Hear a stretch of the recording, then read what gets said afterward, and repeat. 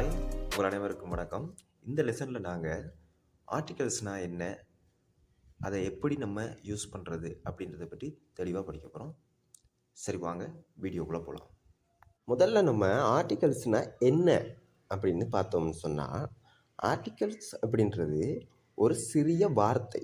இந்த வார்த்தைகளை ஒரு நவுன், அதாவது பெயர் சொற்களுக்கு முன்னால் நாங்கள் பயன்படுத்துவோம். எதற்கு முன்னால் பயன்படுத்துவோம்? பெயர் சொற்களுக்கு முன்னால். ஆர்டிகல்ஸில் 2 வகைகள் இருக்குது. ஒன்று definite articles, indefinite articles. Definite ஆர்டிகல்ஸில் பார்த்தீங்கன்னா தன்ற வார்த்தை வருது, அதாவது அந்த, இந்த அப்படின்ட்டு குறிப்பிடுவதற்கு இது பயன்படுது.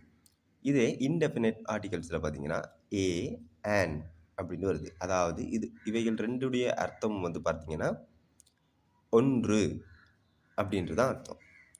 இப்போ நம்ம இன்டெஃபினட் ஆர்டிகல்ஸை பார்ப்போம். இன்டெஃபினட் ஆர்டிகல்ஸில் பார்த்தீங்கன்னு சொன்னால் ஏ அண்ட் ஆன் இந்த 2 வார்த்தைகளுமே வருது. இப்போ இதில் ஏ என்ற இந்த ஆர்டிகல்ஸை நாங்கள் எங்கே யூஸ் பண்ண போகிறோம்னா, அதாவது கான்சனன்ட், அதாவது மெய்யெழுத்து சொல், ஆங்கிலத்தில் மெய்யெழுத்து ஓசையில் ஆரம்பிக்கிற பெயர் சொற்களுக்கு முன்னால் இந்த ஏன்ற வார்த்தையை நாங்கள் பாவிக்க போகிறோம். அதே ஆன்ன்ற வார்த்தையை நாங்கள் எங்கே பாவிக்க போகிறோம்னு சொன்னால், ஒரு உயிரெழுத்து, அதாவது வொவல்ஸ், உயிரெழுத்து ஓசையில் ஆரம்பிக்கிற பெயர் சொற்களுக்கு முன்னால் இந்த ஆன்ன்ற வார்த்தையை பாவிக்க போகிறோம். இப்போ உதாரணமாக கான்சனன்ட் சவுண்டில் ஆரம்பிக்கிற பெயர் சொற்களுக்கு முன்னால் வர ஏயை பாருங்கள். இங்கே a table, a cycle, a gate.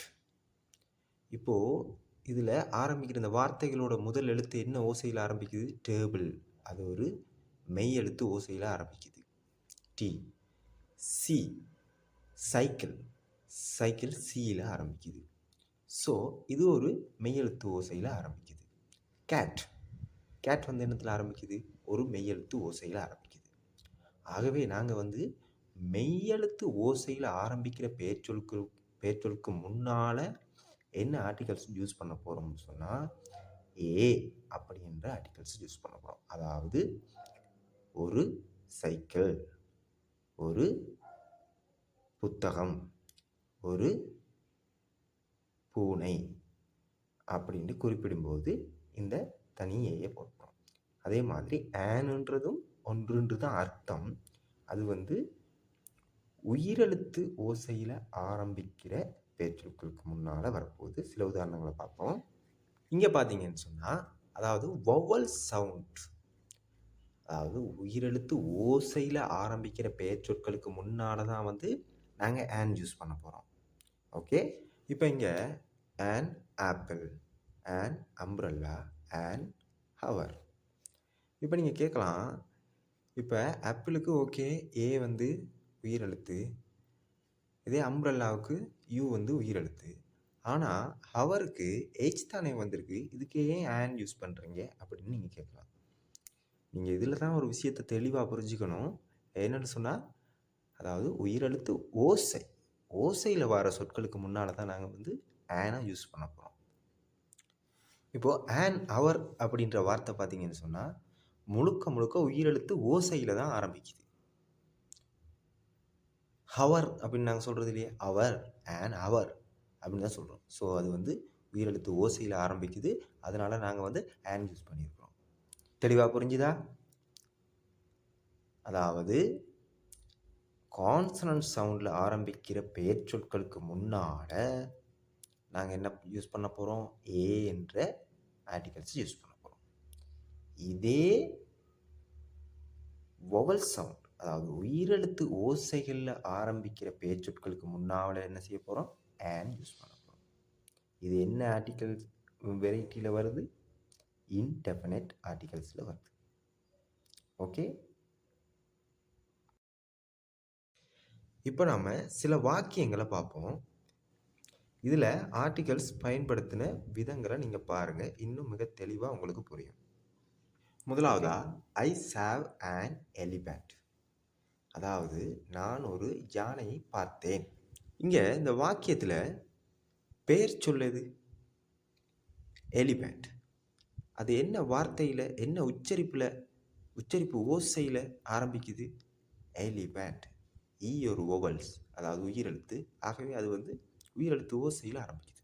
அதனால் நாங்கள் அங்கே ஆன் என்ற வார்த்தையை யூஸ் பண்ணியிருக்கிறோம். நான் ஒரு யானையை பார்த்தேன். இப்போ இதில் நீங்கள் எடுத்து பாருங்கள், இதில் ஏயை போடுங்களேன். ஏனை தூக்கிட்டு ஏயை போட்டு பாருங்கள். நீங்களே சொல்லி பாருங்கள். ஐ சாவ் அ எலிபேண்ட். எப்படி சொல்லலுமா? சொல்ல முடியாது. ஆகவே தான் உயிரெழுத்துக்களில் ஆரம்பிக்கிற பெயர் சொற்களுக்கு முன்னால் ஆன் என்ற வார்த்தையும், மெய்யெழுத்துக்களில் ஆரம்பிக்கிற பெயர் சொற்களுக்கு முன்னால் ஏ என்ற வார்த்தையும் நாங்கள் பயன்படுத்துகிறோம். இப்போது அடுத்த வாக்கியத்தை பார்ப்போம். I have a dog. நான் ஒரு நாயை பார்த்தேன். இப்போது டாக்ன்ற வார்த்தை பாருங்கள், அது என்னத்தில் ஆரம்பிச்சிருக்கு? டியில். அது ஒரு மெய் எழுத்து. ஆங்கிலத்தில் டி ஒரு மெய் எழுத்து.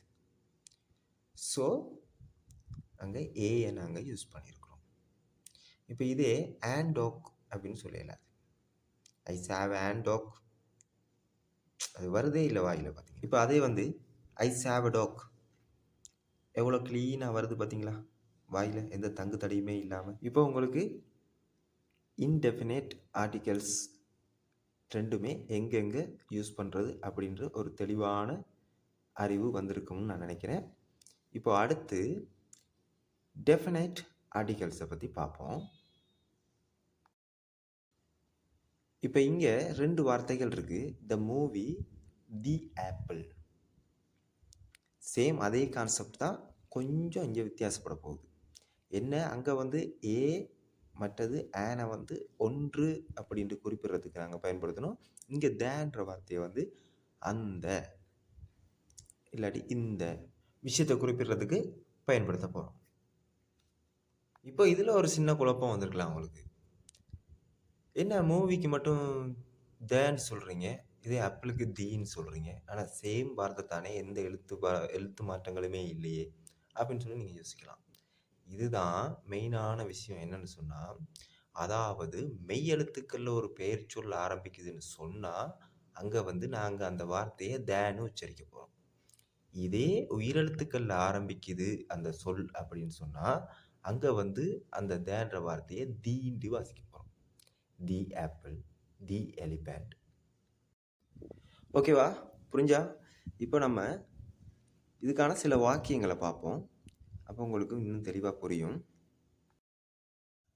இப்போ இங்கே பார்த்தீங்கன்னா, he met the teacher who gave the speech. அவர் உரை நிகழ்த்திய ஆசிரியரை சந்தித்தார். எந்த ஆசிரியரை சந்தித்தார்? உரை நிகழ்த்திய ஆசிரியரை. அப்போது அந்த ஆசிரியரை சந்தித்தார். அப்போ அந்த அப்படின்ற ஒரு விடயம் வருது தானே அதுக்குள்ள. ஸோ அதனால் இங்கே த யூஸ் பண்ணியிருக்காங்க. இப்போ அடுத்த வாக்கியத்தை பாருங்கள். we watched the movie you recommended. நீங்கள் பரிந்துரைத்த படத்தை நாங்கள் பார்த்தோம். எந்த படத்தை பார்த்தாங்க? ஏற்கனவே இவங்கள்ட்ட ஒருத்தர் இந்த படத்தை பாருங்க அப்படின்னு சொல்லி பரிந்துரைத்த படத்தை, அந்த படத்தை பார்த்துருக்குறாங்க. ஸோ அங்கே அந்த அப்படின்ற ஒரு விடயம் வருது. ஸோ அதனால் பேச்சொலுக்கு முன்னால் த யூஸ் பண்ணியிருக்காங்க. புரிஞ்சுதா? இன்னும் ஒரு சென்டென்ஸை உதாரணமாக பார்த்துருவோம். Can you close the window please? அதாவது தயவு செய்து ஜன்னலை மூட முடியுமா அப்படின்னு ஒருத்தர் கேட்குறாரு. அதாவது இந்த உரையாடலில் இருக்கிற 2 பேருமே பார்க்கக்கூடிய ஒரு விண்டோ, ஒரு ஜன்னல். அந்த ஜன்னலை இவர் கேட்குறாரு, அதை மூட முடியுமான்னு. அப்போ அதை மூட முடியுமான்னு கேட்டவருக்கு அந்த ஜன்னல் தெரியும், அங்கேருந்து 2 பேராலையுமே பார்க்க முடியும். ஸோ அந்த ஜன்னலை மூட முடியுமா அப்படின்னு கேட்குறாரு. அந்தன்ற ஒரு விஷயம் வருது அந்த இடத்துல. அதனால் அங்கே த யூஸ் பண்ணியிருக்கிறாங்க. Okay, clear? ஓகே காய்ஸ், அவ்வளவுதான். இப்போ நாங்கள் ஆர்டிகல்ஸ்னால் என்ன, எங்கெங்கே எப்படி யூஸ் பண்ணுறது அப்படின்றதுலேருந்து சகலத்தையும் கற்றுக்கிட்டோம். ஏதாவது உங்களுக்கு டவுட்ஸ் இருந்தால் கமெண்டில் சொல்லுங்கள். நன்றி, வணக்கம். மறக்காமல் சப்ஸ்கிரைப் பண்ணுங்கள். அடுத்த வீடியோவில் சந்திப்போம். பாய்.